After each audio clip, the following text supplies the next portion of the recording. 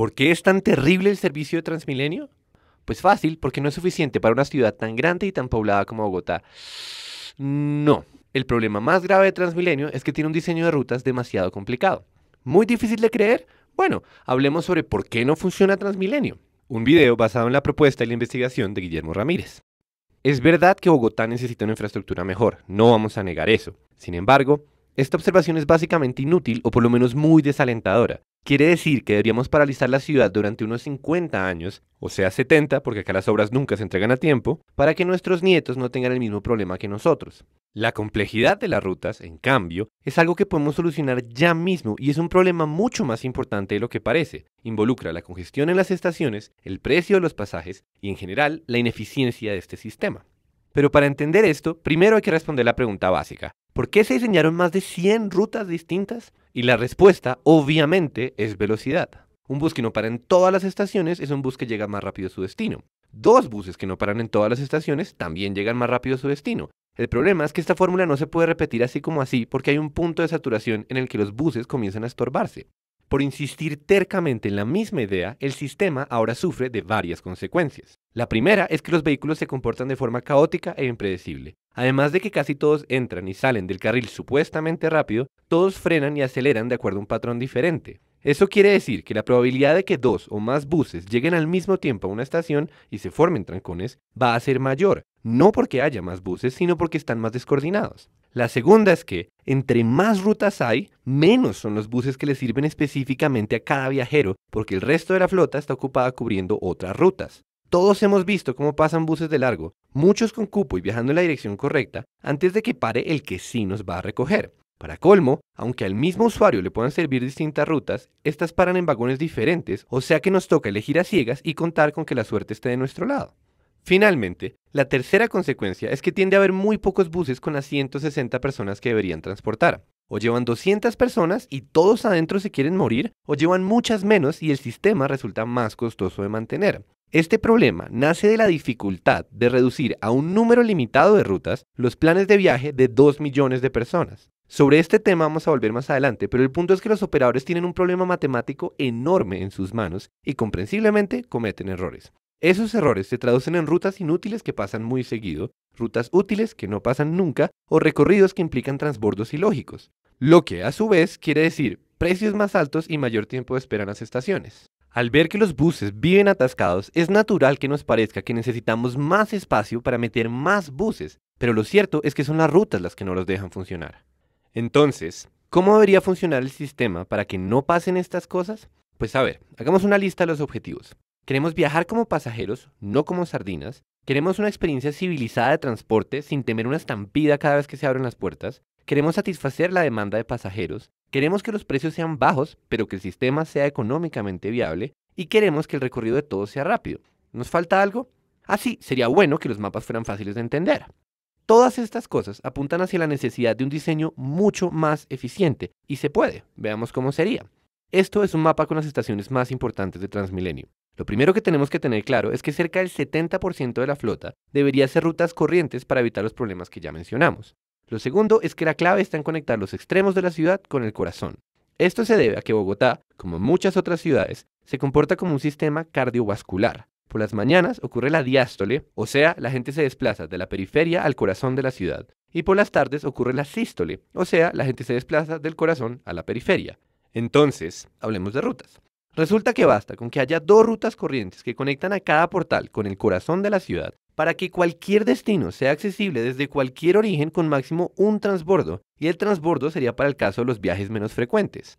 Por decir cualquier cosa, para ir desde Ciudad Jardín hasta Mundo Aventura habría que hacer un transbordo, pero esto pasa porque es imposible diseñar una ruta que le sirva específicamente a cada viajero. ¿Y por qué solo 2 rutas por portal? ¿Por qué no 3 o 4? En parte porque entre menos rutas haya, más nos acercamos al ideal de que cualquier bus le sirva a cualquier persona. Pero en parte también porque las estaciones con menos capacidad solo tienen 2 vagones en los que la gente puede esperar, y cuando las filas se mezclan aparece la congestión. La gracia de este cambio es que podemos sincronizar la flota como si fuera una cadena de bicicleta y aumentar la frecuencia de los buses sin que se estorben entre sí. Pero esa no es la única razón. En un sistema lineal como Transmilenio, no debería ocurrir que unos buses viajen mucho más llenos que otros, tal como en un tren no pasa que un vagón esté mucho más lleno que los demás. En este momento, por culpa de la estructura de las rutas, el sistema obliga a los pasajeros a meterse a la fuerza al primer bus que les sirva, porque el siguiente llega después de muchos otros que pasan de largo. Eso es tan absurdo como embutir a mucha gente en la misma sección de una puerta giratoria. Imaginémonos un ejemplo extremo para que el problema sea más fácil de entender. Supongan que mañana solo hubiera una ruta que los pasajeros necesitan. Todos los buses haciendo rutas diferentes irían vacíos y los buses de esta ruta no darían abasto para transportar a los usuarios del sistema. Pues bien, este escenario se repite todos los días, nunca de forma tan dramática, pero los desbalances entre oferta y demanda se van sumando hasta convertirse en congestión general. En vez de jugar al rompecabezas con rutas que se entrecruzan y asumir una responsabilidad que no les corresponde, los operadores deberían preocuparse únicamente por poner más o menos buses en la cadena dependiendo de la demanda. ¿Y entonces queda el segundo carril? Sin duda tenemos que aprovecharlo, pero debemos tener cuidado de no dañar la sincronización entre todos los buses que recorren las vías de Transmilenio.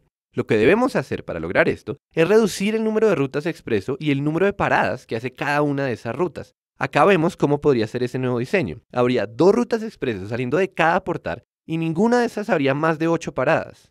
Queremos que los buses expresos sean rápidos, que no estorben y que se detengan solo en las estaciones que tienen la capacidad para recibirlos. ¿Habría que hacer transbordos? Sí, pero en el peor de los casos, solo uno. El punto es que los 2 carriles pueden fluir en sincronía si el carril interno se utiliza para mover a la mayoría de la gente y el carril externo se utiliza para recorrer largas distancias o para atender puntos críticos en la línea. Como en este caso, ese bus que ven ahí acaba de recorrer toda la línea vacío para llegar rápidamente a un punto que estaba muy congestionado. 160 personas se acaban de subir y el problema ya no es tan grave como antes. Pensemos un momento en cómo sería la nomenclatura de este diseño. En lugar de tener decenas de rutas que cambian dependiendo del día y la hora, tendríamos siempre las mismas rutas y sería la frecuencia la que se ajustaría. Menor durante las horas valle y mayor durante las horas pico. Así de simple. No hay que subestimar lo mucho que importa contar con un sistema que se pueda entender sin rascarse la cabeza, sobre todo cuando estamos hablando de un sistema que en últimas está compuesto por líneas rectas. Ahora hablemos de plata. Por si la posibilidad de aumentar la capacidad del sistema y mejorar la experiencia de sus usuarios no fuera razón suficiente para hacer este cambio, resulta que, en rigor, los precios deberían bajar. Mayor eficiencia quiere decir menores costos de operación, los usuarios pagan menos y los dueños reciben lo mismo. Pero antes de continuar, es tiempo de contarles de dónde sacamos todas estas ideas. Hace un par de años, Guillermo Ramírez, un pasajero que era además profesor de administración de empresas, introdujo en sus clases el sistema de Transmilenio como caso de estudio y con la ayuda de sus estudiantes se dedicó a confirmar la sospecha de que el sistema es terriblemente ineficiente y de paso diseñó el modelo de rutas que hemos descrito. Ese trabajo está plasmado en un documento que lleva el mismo nombre de este video y que ha sido consultado más de 100.000 veces en internet. El link está en la descripción del video. Por nombrar las cosas más llamativas, el estudio asegura que el ahorro de tiempos de las rutas expreso en comparación con las rutas corrientes es de 6 minutos en promedio, 6 minutos que se van a la basura en el momento en que tenemos que esperar al siguiente bus. Pero ahí no acaban las sorpresas. Guillermo y su equipo aseguran que no encontraron cambios significativos en la frecuencia de los buses entre las horas valle y las horas pico. Algo absurdo. Todo esto nos lleva a la pregunta clave. ¿Cuánto dinero nos podríamos ahorrar con este modelo de rutas simples? Según el estudio de Guillermo, sería posible cobrar media tarifa en las estaciones pequeñas y tarifa plena únicamente en las estaciones en las que paran los servicios expreso. En ese escenario hipotético, tanto los que quieren ahorrar plata como los que quieren ahorrar tiempo tendrían la opción de ingresar al sistema por donde deseen, pero para explicar eso ya tendríamos que abordar asuntos demasiado específicos y el tiempo se nos agota. Lo que hay que entender es que es posible reducir considerablemente las tarifas sin necesidad de subsidios porque el sistema tiene el potencial de ser más eficiente. Y ya.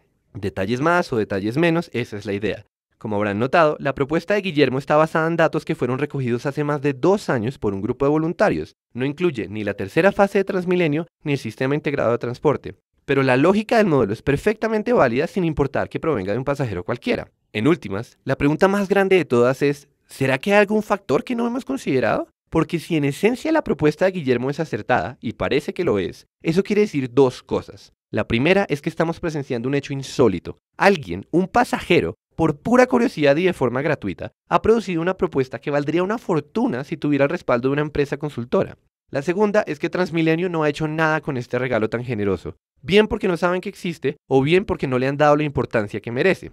Hemos hecho este video porque queremos ayudar a difundir esta propuesta y sobre todo porque queremos resolver ese misterio.